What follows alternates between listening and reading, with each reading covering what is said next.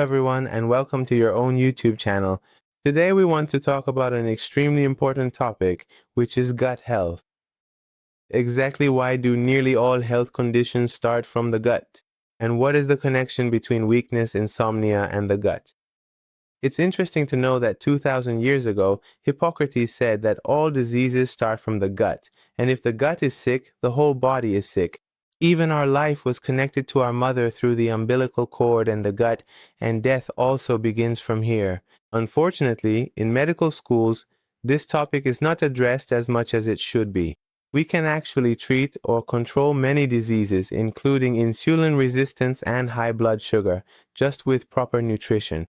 Today we know that the most important cause of chronic inflammation in the body, the fire that burns from within, is our dietary mistakes. When digestion isn't good, it's as if we're a ticking time bomb. Unfortunately, our medical system focuses more on chemical drugs than on addressing the root causes of problems through nutrition. For every pain, there's a painkiller. For heartburn, there's a so-called stomach protector, which is actually a suppressant and dangerous in the long run. It's the same with blood pressure medications. These might control the symptoms, but they don't cure the problem. But the good news is that by improving your diet, dependence on these medications can be greatly reduced. Of course, I'm talking about chronic illnesses like headaches, rheumatism, fibromyalgia, and migraines, which make up 90% of daily medical visits. So why is our digestive system so important? Our intestines are like a vast football field that can absorb a lot of toxins. This is especially true if we have constipation, which is even more dangerous than smoking. Constipation isn't just about not going to the bathroom. If we don't have a bowel movement every day, it's considered constipation. Ideally, we should have as many bowel movements as our main meals, meaning twice a day. With constipation, a lot of waste accumulates in the large intestine. Bacteria keep multiplying there and produce toxins, and these toxins are absorbed by the body. The intestines are full of capillaries and have a high absorption capacity. This time the toxins present affect not only the liver but also the brain. It's not without reason that the intestines are called the second brain. Almost all chronic diseases show an underlying level of intestinal problems, and scientific articles confirm this as well. Yeasts, whether in bread and pastries or in some cheeses, make both absorption and digestion difficult. If these yeasts are combined with carbohydrates like bread, pasta, or bulgur, they produce alcohol in the body.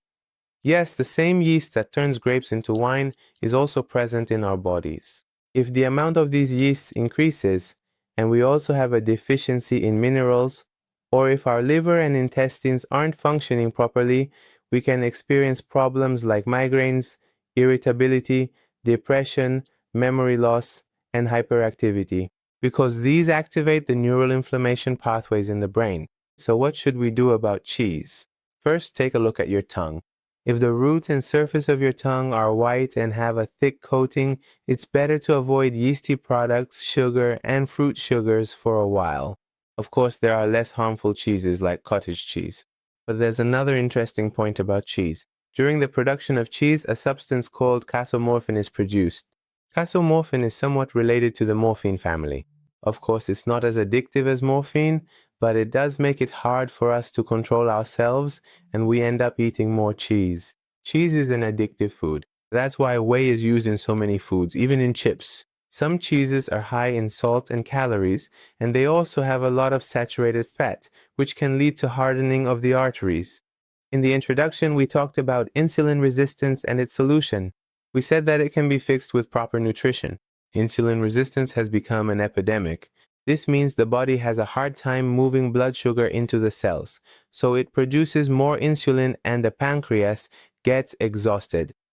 To deal with this situation, the first thing is exercise, but not intense exercise. Exercises like swimming, indoor sports, these are really good. The second important solution is intermittent fasting. Nothing is worse than eating again when we're already full. This really messes up digestion and causes inflammation. And now, the miracle of vinegar. A simple and effective way to control blood sugar is to use natural apple cider or grape vinegar, not the ones you find in supermarkets.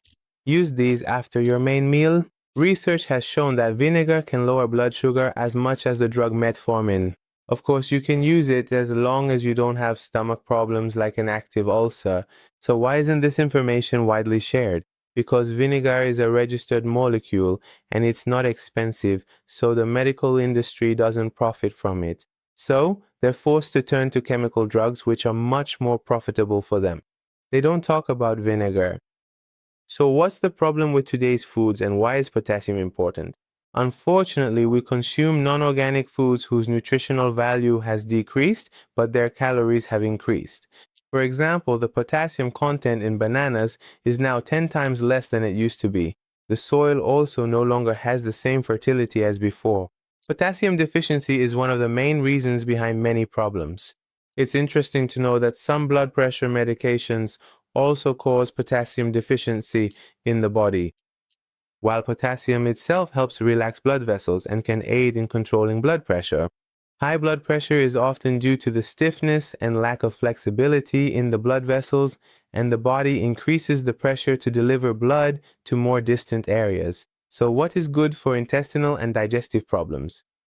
An herb-like savory helps with digestion after meals.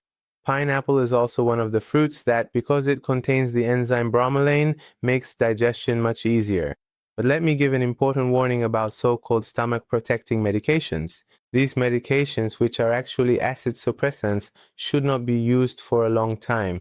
The stomach needs acid for complete digestion of food. Long-term use of these medications can even increase the risk of stomach cancer, so only use them in severe cases and with a doctor's prescription. What is the role of gluten and today's breads in digestive and thyroid problems? Carbohydrates, especially bread, make digestion more difficult.